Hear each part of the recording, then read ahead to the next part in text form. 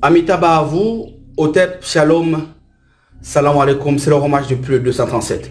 Bien heureux de vous retrouver en ce jour pour un nouveau chapitre de Bon à savoir. Oui, cérémonie de conscientisation, réveil de conscience, dirais-je, qui permet à ce que vous découvriez les choses qui sont cachées. Aujourd'hui, on parlera de l'identité spirituelle. Mais c'est quoi d'abord une identité? L'identité ici, c'est tout simplement le fait d'être reconnu par un état, on va dire comme ça, par un lieu, ou le fait d'appartenir comme ça à une communauté quelconque. Voilà. Maintenant, l'identité spirituelle ici, c'est le fait d'être reconnu par une entité, une égrégore, ou un lieu, voilà, fraternel, tout simplement. Maintenant, vous savez, beaucoup de gens échouent dans la vie parce qu'ils n'ont pas compris le principe de l'identité spirituelle. Oui, l'échec que tu as aujourd'hui, oui, l'échec à répétition que tu as aujourd'hui peut être lié à l'identité que tu as. Le nom que tu portes porte une valeur numérique. D'où on sort souvent ce qu'on appelle le poids destin. C'est à partir de ce poids destin qu'on peut déterminer avec exactitude ce que tu es apte à faire ou ce que tu n'es pas apte à faire. Oui, le poids mystique, le poids destin. Alors, pour ceux qui sont chrétiens, souvent, ils se réfèrent, c'est-à-dire leur identité se réfère sur le Christ, Isaac, Abraham et Jacob. Maintenant, pour qu'ils puissent être exaucés, il faudrait marcher selon les principes de ces entités-là. Et pour que cette entité, entre guillemets, Christ, puisse vous donner ses bénédictions, il faudrait que vous suiviez un processus. Le processus d'évangélisation, donc de connaître sa parole, le processus de la transformation, d'abord la purification autant pour moi, ensuite la transformation. La purification ici, c'est le baptême. Oui, la transformation, c'est la foi que tu mets en exergue, afin de prier ces dieux-là, afin qu'en retour, ils te reconnaissent par les sacrements qui vous lient entre toi et sa doctrine. Voilà comment ça se passe. Raison pour laquelle quand vous arrivez dans une église, première chose que qu'ils cherchent à faire, c'est d'abord de vous enseigner la parole entre guillemets, ensuite de vous baptiser, parfois même. Quand vous êtes déjà baptisé, ils veulent vous rebaptiser parce qu'ils n'acceptent pas le baptême des autres. Est-ce à tort, est-ce à raison? Allons-nous. Mais une chose est sûre, c'est que rien n'est au hasard dans la dimension spirituelle. C'est la même chose qui vous arrive donc sur le plan spirituel. Quelle est l'identité que tu as? Est-ce que les dieux que tu pries te reconnaissent sur la souche généalogique? On vous dit donc souvent ce qui est en bas et ce qui est en haut. Ça veut dire que pour que le Dieu d'Isaac, d'Abraham et de Jacob t'identifie, il faudrait que tu fasses d'abord ce qu'on appelle le pacte verbal. Oui, je reconnais mon Seigneur Jésus comme je reconnais le Seigneur Jésus comme mon Seigneur et mon Sauveur. Pacte verbal. À partir de là, par le biais de la parole, tu es déjà identifié, puisque toi, tu reconnais que ce Dieu, ce Jésus-là est ton Seigneur et ton Sauveur. À partir de ce pacte verbal-là, l'énergie, l'entité qu'on appelle Jésus, met ses forces en mouvement, enfin maintenant que tu sois sur son manteau.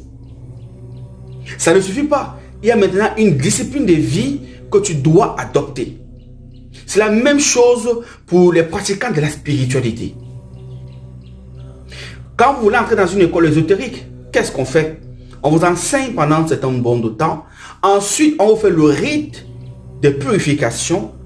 Dans certaines écoles africaines, ça peut passer par un bain ou une série de bains. Dans certaines écoles ésotériques, on vous fait un rite de purification à la manière. Ensuite, maintenant, vous prêtez serment qui est comme le pacte verbal que font les religieux. Oui, je reconnais X, Y comme ça, comme ça, comme ça. Oui, je reconnais le grand architecte de l'univers, etc., etc. Oui, je reconnais X, Abraham, pour X, Y. C'est comme ça. Vous devez dire avec votre bouche Pourquoi? Parce que la salive fait partie de l'identité. Oui, le son que vous émettez produit des vibrations. Et ces vibrations produisent des œuvres qui peuvent être matérielles ou immatérielles. Parce que la bouche bénie, la bouche maudit. Raison pour laquelle il faudrait que vous parlez avec votre bouche. Et ce que vous dites est enregistré quelque part dans des dimensions supra-célestes. Voilà comment ça fonctionne. Maintenant, il faut savoir une chose. Vous ne pouvez pas réussir dans cette vie sans être identifié par une énergie, par une entité ou par un génie. C'est impossible. Vous voulez avoir de la réussite, vous voulez avoir de l'argent, vous voulez que vos affaires marchent. Il y a des entités spécifiques qui règlent ce domaine-là. Donc parfois on vous demande de vous identifier. Je prends un exemple. Comment vous pouvez arriver dans un pays comme la France? Vous n'avez pas de papiers et vous voulez que le système français vous accorde ses faveurs. Allocation familiale, y compris tous les autres. Ils ne peuvent pas le faire. Pour qu'ils puissent le faire, il faudrait que vous soyez en règle. Il faudrait que vos papiers soient en règle. Et quand vos papiers sont en règle, vous bénéficiez du système que la France a mis en place pour ses citoyens. C'est la même chose sur le plan spirituel. Vous voulez que l'univers vous bénisse.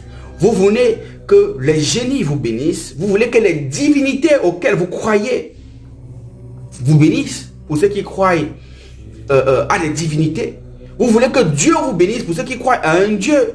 Vous voulez que la divine mère vous bénisse. Ou le grand architecte de l'univers comme vous le bénisse. Ou le Brahma vous bénisse. Il faudrait que vous vous identifiez à cette entité-là. Et le rite d'identification ici est multiforme. Il y en a plusieurs. Ça dépend des écoles, des courants religieux. Donc, l'une des premières clés ici, c'est de reconnaître son nom. D'où je viens. Les noms que vous portez ont une valeur spirituelle. Les noms que vous portez ont une histoire. De la tradition africaine ici, il y a des noms qui portent poisse. Et les enfants sont poisses pour de vrai. Oui. Dans la tradition européenne aussi, il y a des noms. Mais je veux me baser beaucoup plus pour nos frères africains. Quand vous nommez par exemple, dans la tradition pour Bassabati, un enfant qui s'appelle Gwit. Ce nom entre guillemets qui symbolise la guerre. Ces enfants sont généralement comment? Collègues, ils sont toujours, vous voyez, il y a des noms qui portent certaines influences. Parce que c'est porte des vibrations. Donc, pour que vous puissiez connaître votre identité, il faut connaître votre nom. C'est le pourquoi, quand vous entrez dans la spiritualité profonde, après certains rites de passage, après votre initiation, quand vous avancez vers la pyramide, quand vous avancez vers l'excellence, vers la transcendance, il y a des moments où vous allez arriver à un stade où on va vous rebaptiser, mais c'est un rituel qui vous permet comme ça d'avoir un nom. Et c'est ce nom-là que les entités reconnaissent. C'est avec ce nom-là que vous pouvez faire des invocations.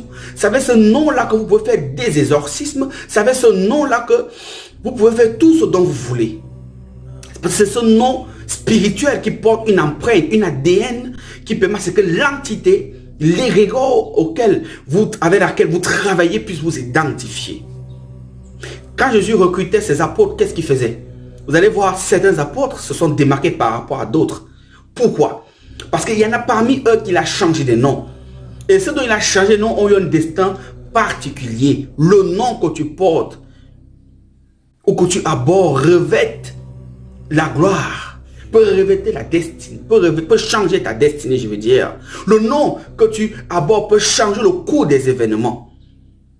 Le nom que tu abordes peut changer toute une famille. Il y a des gens qu'on a donné un nom, peut-être du grand-père, qui puisait peut-être était quelqu'un de riche, quelqu'un peut-être de lâche. Rien que par rapport à ça, par rapport à tous ses frères, il est différent. Oui. Si c'est le nom d'une grand-mère qui était très posée, très rassembleur, vous allez voir qu'il aura à peu près les mêmes attributs que cette dernière qui est partie. À 80%, c'est comme ça. Le nom influence votre être. Raison pour laquelle Jésus, pour les chrétiens, a changé le nom de certains apôtres et regardez la destinée qui leur était réservée. C'est pourquoi pour les musulmans aussi, quand vous entrez dans l'islam, quand vous reconnaissez comme ça Allah subhanahu wa ta'ala et le prophète Mohammed wa alayhi salam, paix et bénédiction soit sur lui, comme le seul et unique messager est Allah, et que vous acceptez être soumis à Allah, et que vous le reconnaissez comme le seul, unique et véritable Dieu, à partir de cet instant-là, cet égrégore qu'on appelle Allah, avec des rites qui sont faits sur vous, vous identifie. Et qu'est-ce qui se passe quand vous le reconnaissez? On vous change de nom. On ne vous appelle pas par votre nom, vous êtes né, on vous appelle par un nom arabo, un nom musulman, un nom islamique. C'est comme ça. Ah oui, pourquoi on change? Parce qu'il faudrait que tu te revêtes de ce nom-là. Et ce nom-là maintenant est ce nom avec lequel la communauté auquel tu appartiens va t'appeler. C'est ce nom-là qui porte maintenant une véritable énergie. C'est la même chose quand vous partez vous baptiser quelque part. Pour ceux qui font les baptêmes, des vrais baptêmes. Après, quand on vous baptise, on devrait vous changer du nom. Parce que vous quittez d'un état matériel à un état immatériel. C'est cet état immatériel-là, spirituel-là, qui va gouverner votre vie à présent. Ce soit à tort quand on vous baptise et vous laissez votre nom. Généralement, quand on vous baptise, en réalité, on devait changer votre nom. Si vous étiez un criminel, quand on vous baptise, on change votre nom. Si vous étiez une fille qui était une fille de joie, on change votre nom. On vous donne le nom, on vous attribue un nom posé, un nom qui pourra adoucir cette énergie que vous aviez avant. Et généralement, ce nom apporte des fruits et vous changez radicalement. Parce que dans votre communauté, on vous appelle comme ça va créer une égrégore visible. Et cette égrégore visible est identifiée par l'égrégore invisible. Cette égrégore maintenant, là, cette dualité-là maintenant, permet que tout ce dont vous demandez à l'univers par rapport avec l'entité à laquelle vous travaillez puisse vous exaucer. C'est comme ça.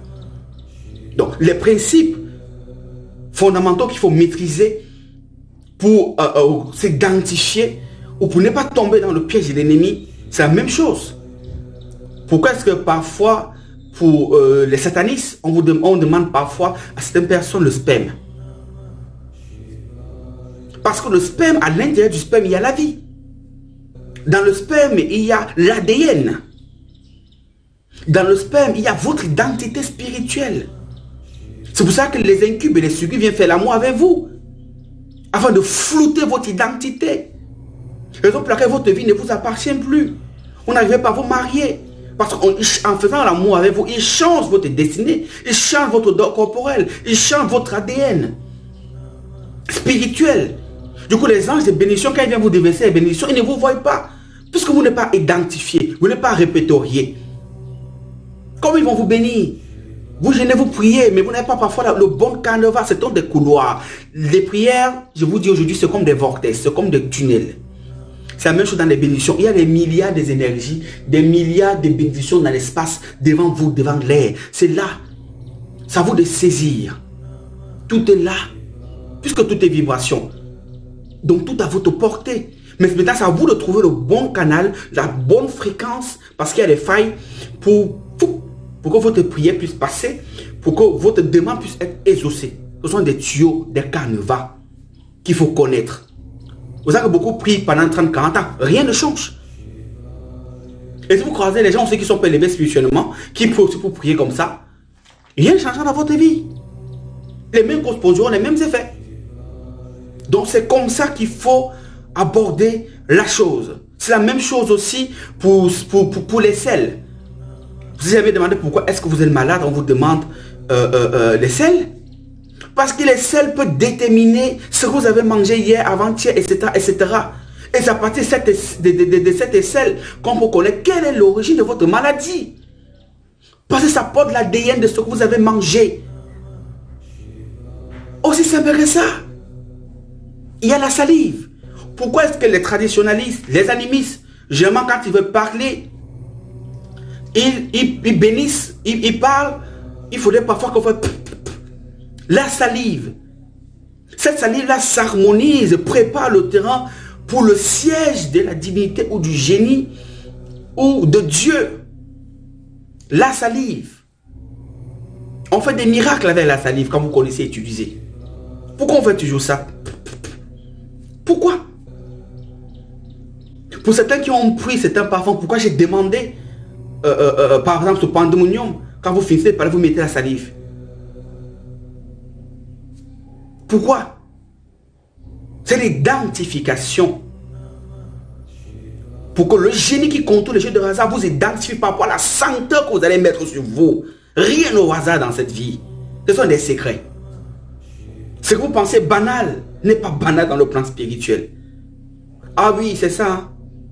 Ce qui est logique pour vous, ce qui est logique pour Dieu peut être fou pour vous. Donc ça dépend de votre croyance.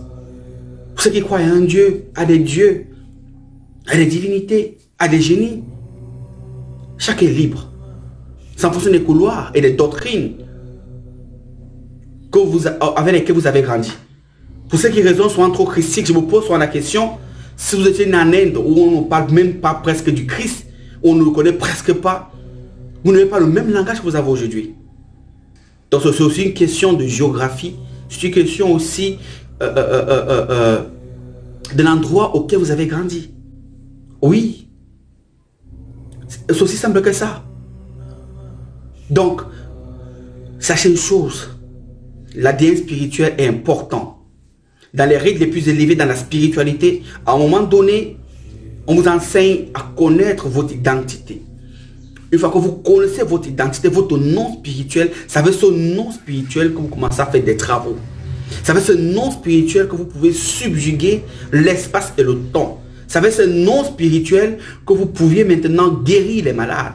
Que vous pouvez vous auto-guérir. C'est avec ce nom spirituel que vous pouvez faire l'auto-réalisation de soi. Oui, c'est avec ce nom spirituel que l'entité, vous êtes connecté, vous êtes relié.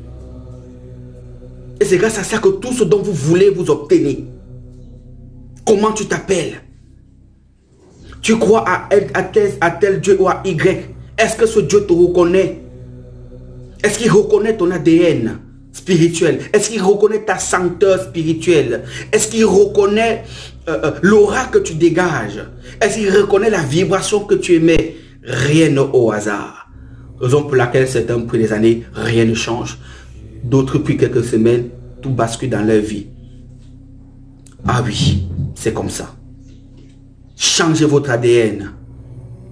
C'est ici, changez le cours de votre destinée. Ce fut un plaisir de partager ceci avec vous. Amitabha, Otep, Shalom. C'est au hommage du plus 237. C'est l'Afrique qui gagne. Aigle.